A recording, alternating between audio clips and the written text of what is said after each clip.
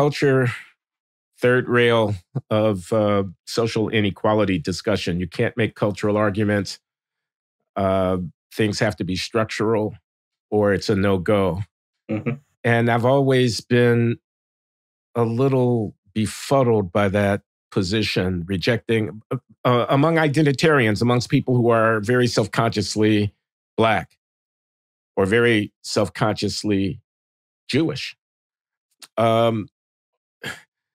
If I think that groups are different from one another in ways that I can distinguish, I mean, there is Blackness. If Blackness has some meaning to it, surely it is reflected, at least in part, in culture. We were talking about food at the start of this conversation and, you know, the influence of the Southern African-American social origins is reflected in the menu that I'm going to be enjoying. Oh, this is important. Yeah. This evening. But music. But style. I mean, part of the pride that a lot of Black people take in Blackness is hipness, is coolness. It's dance. It's spontaneous vitality of expression. It's how you move your body, how you make love. And anybody who says that's racist is faking. Just interjecting that. It's part of the content of what we're talking about when we talk about different groups. Groups are different in part precisely because of cultural expression that has varied across different subsets of the human population. The identity that I identify with has content. What does it mean to be Black? And then I have a list. And if I take a piece of paper and write down what it means to be Black, I'm going to be talking about culture. So how can I, at the same time, call myself, instead of Mr. Rogers, and I don't know if it's ethical sin to refuse to use somebody's chosen name. It's really tacky to. You can't do that for a trans person. If you do that for a trans person, you're done. Okay, so don't. There's a heuristic usefulness in using his original name because I think his name makes people see him as having a certain mystique that they would not otherwise. But still, yeah, we're probably being. But he elected a different name, and where did he get that name from? And what was he trying to say with it? Ibram. You know what's Kendi? What's the point? I mean, the point is a cultural reference, isn't it? It's an identification with a particular way of being in the world.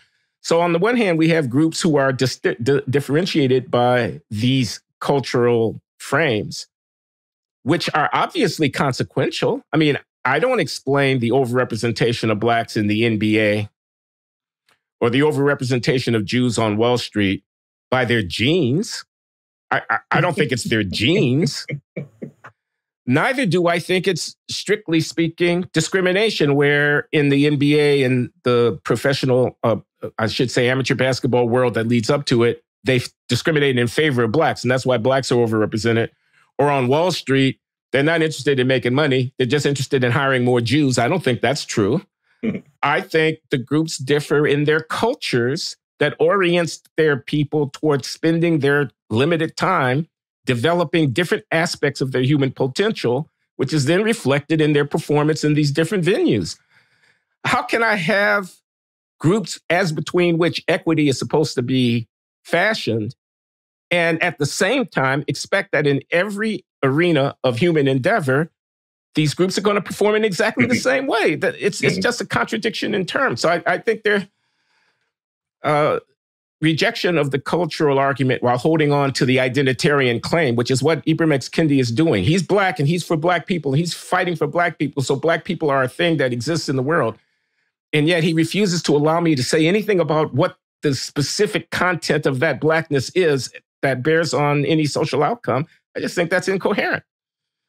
It is incoherent, as is another foundation of this kind of position, which is anybody can see that part of the reason for that overrepresentation of Black people in, say, basketball is the culture. It's valued. You are doing it from a very early age. You're encouraged to do it. And many people would consider that a good thing. Ooh, specific, real specific.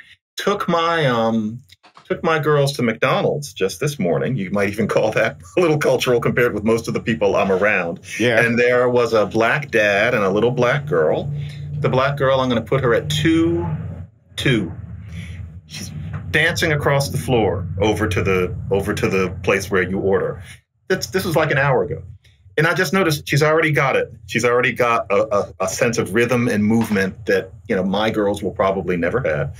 And I thought, look at how a human being drinks in what she sees people around her doing. I've seen that all my life, especially little black girls who already can bust a move. And that's culture. And I think many people say that's fine. But the idea seems to be that there's no such thing as a negative or even a now disadvantageous cultural trait unless it's white people. So white people apparently have all these terrible things about them. But if you're not white, then all of your cultural traits have to be good things. None of them can be things that somebody might sit down and think about as no longer consonant with the way times have changed. That is shit anthropology. That is not a sophisticated way of looking at what humanity is. But that's the underlying position. All cultural traits are good unless you're white. No. Prove it, as far as I'm concerned. Well, let's talk about that other piece of yours, which our friend Ibram X. Kendi has not yet had the opportunity to react to. By the way, everybody, John is putting out 2 columns a week. I don't know how anybody does that while he holds down another job at the same time. Glenn, actually, I reduced it to 1, and then every 2 months I'm going to do a longer piece because I can't do that for another year. Okay. Well, you're human. I never knew how you were doing it. I couldn't understand it. I didn't either, but yeah. So okay. But he's putting them out at the New York Times. And this most recent one, how do you call it? Proving Racists Wrong. I see no black pride in finding that calling out prejudice is more interesting than countering it with achievement, which really fascinated me. Glenn, read, because to be honest, I forget them after I write them. Read like that final part where I quote Shelby Steele, because I think people should hear this. Okay. If you have it in front of you. I do have it in front of me. Shelby Steele, whose classic, The Content of Our Character, A New Vision of Race in America, won a 1990 National Book Critics Circle Award, captured the essence of the matter in a 1989 essay to which you link here. The increased opportunity of the post-civil rights era presented, quote, a brutal proposition to Black America. Quote, if you're not inferior, prove it. And you conclude, Black pride means at the end of the day, proving it. It's important. And a lot of people would tell us we shouldn't have to prove it. No, I can't have that. That's a bad fashion. You do have to prove it, even if the past and even the present are imperfect. You have to prove it, or you haven't made a case. Here, I think, is the key sentence in your piece. Underestimation must be countered with demonstration, not indignation. I must admit, I like that one. Yeah, that's true. It's true. I mean, you start with the anecdote of talking about how when you were at Stanford, was it? And they were putting together a kind of Jeopardy-like, college competition for answering trivia questions. And the white guys kind of left you off the team. They didn't pick you because they assumed, but you being Black, you didn't know it. And you were confronted with a dilemma, either to be pissed off and tuck your tail between your legs and go to the corner, injured by the fact that they overlooked you because they had the presupposition that a Black guy wasn't a nerd. Or to show them just how insufferably nerdy you actually are. I chose the second one. That's right. Yeah, that was, and they all literally huddled over on the other side of the room, left me out. It felt like being left out when they are picking people for sports, which I had, of course, endured as well. Here I am in this nerdy setting, and I'm being treated the same way. And I thought, it's because I'm Black. All right, it couldn't be anything else. And I thought, I'll show them, because I know some stupid stuff. And I showed that. And I don't think it changed the world, but that was my response. For me to run away saying I feel unwelcome, that would have been the lowliest form. And I thought, that somebody needs to show them that Black people can know stupid little things. And I'm one of the Black people who can. And, it's not that I turned them upside down, but I thought I was making a little contribution. And this is a quick codicil about that. One of the guys who ran to the other side of the room, just by chance, at the end of that school year, I met him. I had occasion to know him in a certain setting fairly well. He wasn't the devil. He was actually very open-minded. He was, a Democrat. He was a, good white person. Nevertheless, that bias clearly affected him that morning when they were very quickly trying to form teams, which shows that human beings are complicated. And it wasn't that he was thinking, oh, there's that N-word over on the other side of the room. He wasn't that type. But certainly he did fall under the influence of a certain kind of bias, to show that I understand that in that particular situation. He was a late 20th century enlightened white person who still wasn't anything like all the way there. But he wasn't a monster. Those guys weren't monsters. But they did read me wrong. And I decided I'm damn well going to show them. And I did. I wish all of us had that orientation. I feel unwelcome. Well, why don't you show them that they should have welcomed you more? And a kind of person says, well, I shouldn't have to. And yes, that's true. But you have to anyway, because there's no other way for them to know. You have to anyway. That's the thing. That's a heavy thing to actually accept. I have something to prove. They doubt my competency, and the burden is on me. I mean, it is so seductively inviting to see it as a microaggression. They doubt my competency here yet again, to feel oneself burdened. Now I have to prove to these motherfuckers that I can actually, to I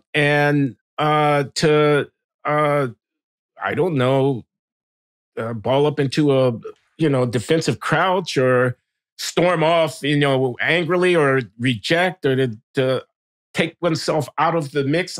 It's them and me. It's them and me.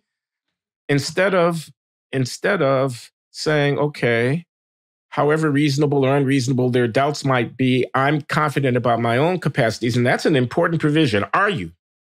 Do you have something to prove to yourself? It's the proving not just to them, but also to me. When I say I don't have to prove it to them, am I taking the weight off of myself, because I'm now rejecting the entire enterprise, and I never have to face up to my own doubts about my own, that kind of thing. That's the other thing. Yeah. It was interesting that morning, though. I'm looking back, reconstructing my feelings. I thought that wasn't nice, but I thought I want to do the College Bowl. I'd always wanted to try something like that. And I thought the only way I'm going to try it is if I just deal with this. And I thought, well, you know what? In a way, there's a novelty for me, because when I participate, when I answer a question correctly, everybody's going to be kind of surprised. I'm going to feel a little bit special. And that's exactly what happened. I just thought to myself, I want to do it.